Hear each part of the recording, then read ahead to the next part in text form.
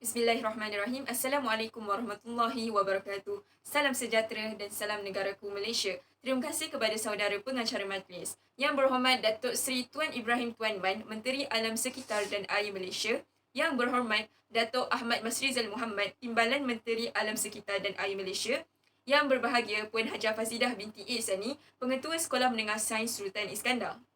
Seterusnya, tuan-tuan dan puan-puan yang saya kasihi sekalian, bersyukur kita kehadrat ilahi kerana dengan izinnya kita dapat bersama-sama berkumpul pada hari ini sempena Majlis Sambutan Hari Alam Sekitar, Anjuran Pandu Puteri Tunas Sekolah Menengah Sains Sultan Iskandar. Saya, Nur Hidayah binti Fakhru Zaman, mengambil kesempatan ini untuk merakamkan setinggi-tinggi ucapan penghargaan dan terima kasih kepada semua yang hadir bagi menjayakan kempen murni ini. Saya yakin kehadiran kita pada hari ini menunjukkan keprihatinan serta komitmen padu kita untuk sama-sama menyemarakkan lagi semangat menyayangi, melindungi, memelihara dan juga memelihara alam sekitar yang merupakan khazanah berharga bagi negara dan juga dunia. Isu berkaitan alam sekitar yang selalu dibangkitkan ialah pemanasan global, perubahan cuaca, penebangan hutan dan pengurusan sisa pepejal. Tahun ini, dunia melihat pencemaran plastik di lautan sebagai suatu isu yang besar yang membahayakan hidupan laut serta kesannya kepada kesihatan manusia.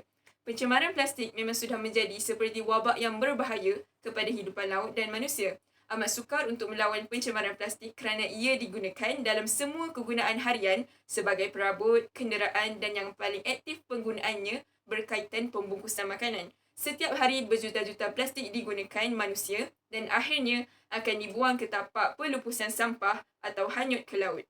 Plastik ialah produk tiruan yang diperbuat daripada polimer sintetik daripada petroleum. Dianggarkan kira-kira 8 juta plastik memasuki lautan setiap tahun. Apabila plastik terdedah kepada sinaran UV, plastik mengalami pengoksidaan menyebabkan ia menjadi rapuh dan dipecahkan kepada kepingan yang lebih kecil. Serpihan plastik kecil ini secara amnya dikenali sebagai mikroplastik yang bercirikan diameter kurang daripada 5 mm. Menurut pengarah Wildlife Conservation iaitu Dr. Melvin Gumal berkata, Malaysia berada di tangga ke-8 dalam senarai 10 negara yang paling banyak melakukan pencemaran plastik pada tahun 2021 dan pemegang rekod penggunaan plastik tertinggi di Asia pada kadar 62 kg per kapita per tahun.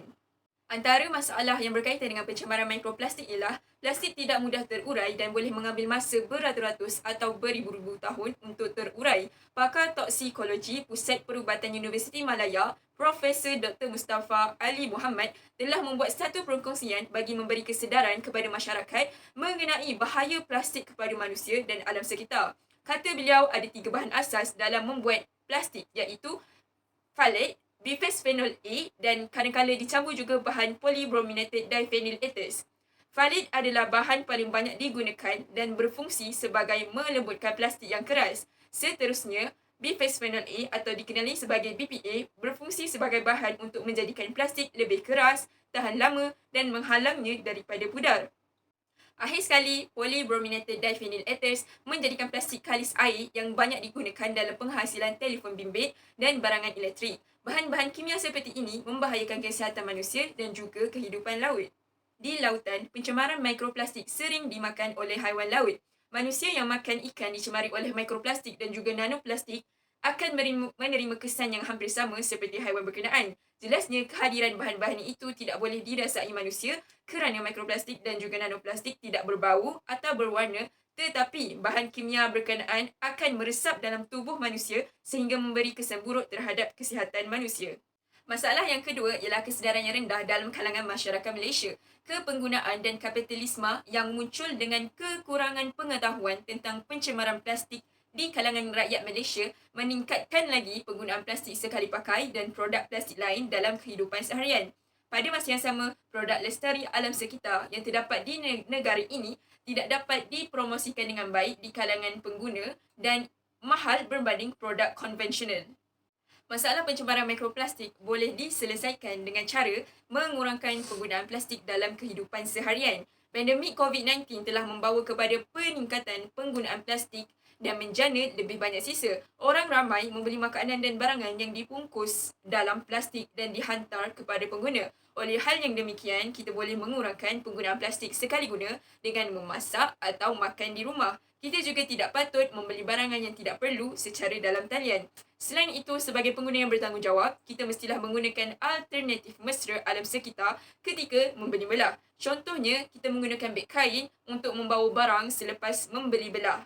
Kerajaan mestilah mengambil langkah segera untuk menangani masalah ini.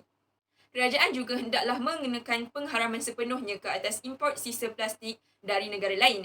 Tambahan pula, pengeluar produk plastik mestilah dipertanggungjawabkan dari segi undang-undang untuk mengumpulkan kembali produk mereka selepas digunakan dan untuk kitar semula atau guna semula. Undang-undang kita juga mestilah dipindah untuk menyediakan hukuman yang lebih berat terhadap mereka yang mencemarkan sungai, lautan, tanah dan atmosfera kita. Solusi yang kedua ialah berkongsi maklumat kepada pengguna dengan cara meningkatkan kesedaran dalam kalangan masyarakat dengan mengadakan kempen yang memberi pengetahuan mengenai kesan pencemaran plastik dan cara untuk mengatasinya. Pada era ini, internet adalah platform utama untuk pendidikan sebagai rakyat semua zaman menggunakannya. Kesedaran boleh disebarkan melalui platform media sosial seperti Facebook, Instagram dan juga WhatsApp. Mudah-mudahan usaha murni yang sama-sama kita jayakan ini akan membolehkan kita terus menikmati suasana kehidupan yang makmur dan sejahtera yang pasti akan diturut dikongsi bersama oleh seluruh hidupan dunia lain. Hadirin sekalian, dengan sempurnanya perkongsian saya itu tadi, maka sempurnalah ucapan saya pada hari ini. Sekian, terima kasih.